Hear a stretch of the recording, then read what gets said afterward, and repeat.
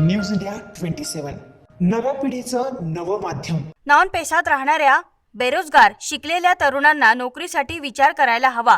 जसे पेसा क्षेत्रातील तरुण नॉन पेसात नोकरीसाठी पात्र असतात, तसेच नैसर्गिक न्यायाने पेसा भरतीत नॉन पेसातील तरुण पेसा भरतीत संधी मिळायला हवी। पेसा दाखल्याची अट रद्द करावी। पेसा दाखला अट नकोच, तरच नॉन पेसातील तरुण पेसा भागात नोकरीस पात्र ठरतील, त्यांनाही न्याय मिळेल। नोकरीच्या संधीत आदिवासी समाजात भेदभाव अन्याय नको। नैसर्गिक न्याय संधी आदिवासी तरुणांना समान हवी। या व अशा विविध मागण्यांसाठी त्याचप्रमाणे पैसा अंतर्गत भरती प्रक्रिया सुरू करावी या प्रमुख मागणीसाठी आज नाशिकच्या तपोवन परिसरातून भव्य मोर्चाला सुरुवात करण्यात आली।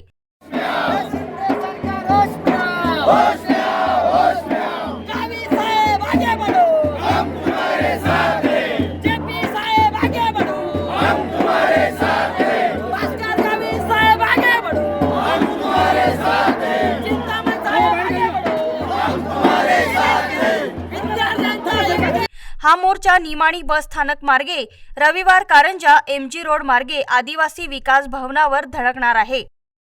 आदिवासी संघटनेच्या मोर्चात असंख्य विद्यार्थी मोठ्या संख्येने सहभागी झाले होते। नाशिक शहरामध्ये जो आज भव्य असा मोर्चा निघाला आहे, हा नाशिक 13 जिल्हे मिळून हा मोर्चा निघालेला आहे। खूप मोठ्या संख्येने आज समाज बांधव जमलेला आहे। औरंगाबाद नाका ते आदिवासी विकास भवन असा हा भव्य असा मोर्चा निमाणी तसंच जुने नाशिक असा पूर्ण हा मोर्चा जाणार आहे।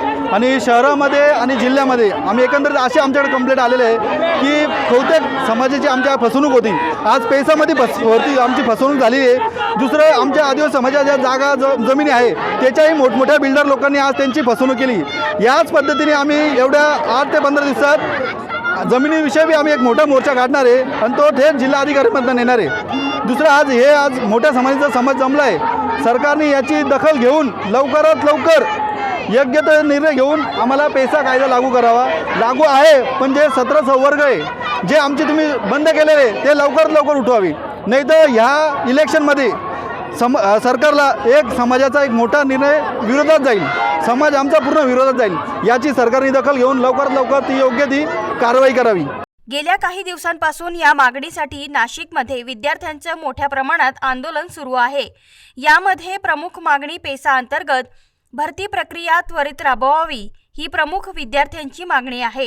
या आंदोलनाला पाठिंबा देण्यासाठी JP गावित यांच्यासह अनेक नेते उपोषण स्थळी उपस्थित होते। आज शहरामध्ये सुद्धा जवळजवळ 2 ते 2.5 लाखापर्यंत आदिवासी बांधव नाशिक शहरात राहतो।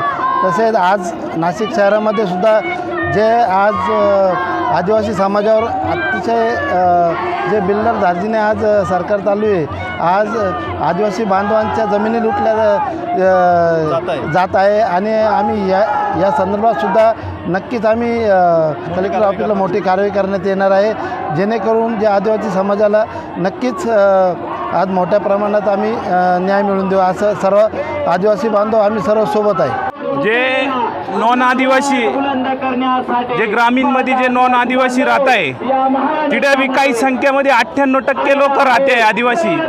या ठिकाणी हा कायदा लागू झाला पाहिजे। बऱ्याच संख्येमध्ये नाशिकमध्ये 98% काही ठिकाणी या ठिकाणी बऱ्याच ठिकाणी आदिवासी जमिनींवर कब्जा केलेला आहे। याचा बी सरकारने हे घ्यावं आणि दखल घ्यावं। आणि आता बी इडून पुढं हा मोर्चा एवढा मोठा निघाला आहे, याच्या पुढं खूप मोठा मोर्चा निघाल, याची दखल घ्यावं या सरकारने अशीच विनंती करतो।